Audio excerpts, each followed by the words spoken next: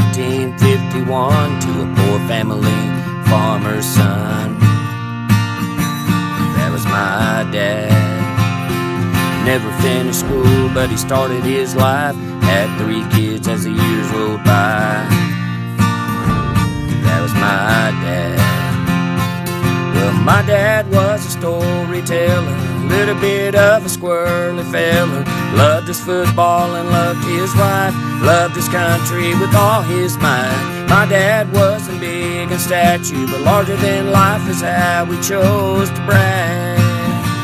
That was my dad. Well, he always idolized John Wayne, cheered for the Cowboys, drove him insane. That was my dad. Was a military man and a Shriner too, cared about his grands and his great-grands too. That was my dad. Well, my dad was a storyteller, a little bit of a squirrely fella. Loved his football and loved his wife, loved his country with all his might. My dad wasn't big in stature, but larger than life is how we chose to brag. That was my dad. Well, sickness was his way of life for years, but at 69 he finally got to leave it all right here. Yeah, my dad was a storyteller, a little bit of a squirrely feller. Loved his football and loved his wife, loved his country with all his might. My dad wasn't big in stature, but larger than life is how we chose to brag. That was my dad.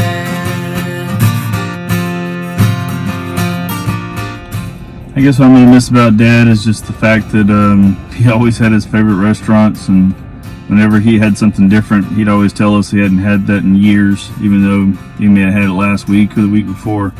Also, I guess just his heart, you know, he really truly wanted to just love everybody that he could and be a friend to so many. Also going to miss speaking over the TV. My dad just loved the TV so much, and just, you know, I remember there were times we were having dinner and something exciting would come on and he would just turn it up even louder, and you're essentially just yelling over the TV. But, you know, it is something I already know that I'm going to miss. So, but most of all, his smile. You know, Dad had a piercing smile. When he felt good and he felt like sharing life, he just had a piercing smile, and I'll miss that. So, Dad, we miss you, we love you, and we'll see you soon. Dad would always send a text, "Hey sweetheart, how's it going?"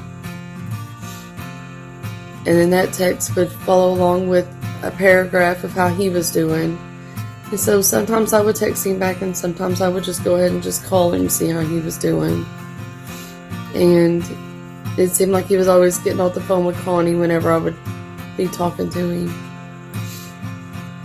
He would ask me how I liked living in Ohio, and it seemed like it was always the same conversation. And sometimes I just was just like, "Okay, Dad, well, I gotta go, I got things I gotta do." And those are the times that I'm gonna miss having that phone call or those text messages of him just saying, "Hey sweetheart, how's it going?" Because he did make sure that he checked in on us at least once a week. And I'm going to miss that about him. I'm going to miss that message. I think what I'm going to miss most about Dad is his generosity and his willingness to help people when he knew there was a need that he could somehow help fulfill. And so definitely going to miss that about him. But probably going to miss the most about Dad is his crazy storytelling, and how sometimes we'd get a lot of laughs just sitting and listening to him tell stories about his many adventures that he supposedly had, and realizing those probably weren't always exactly how he told it, but it certainly made for a lot of laughs, and we certainly enjoyed those times of hearing that. But anyway, love you, Dad, miss you, can't wait to see you soon.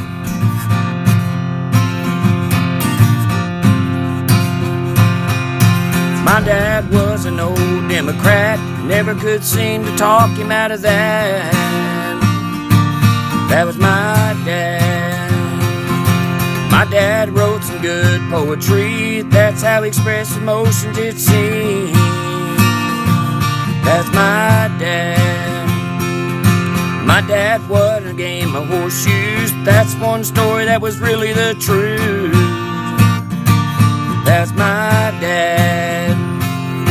My dad always watched TV, NFL, Pawn Stars, and war movies.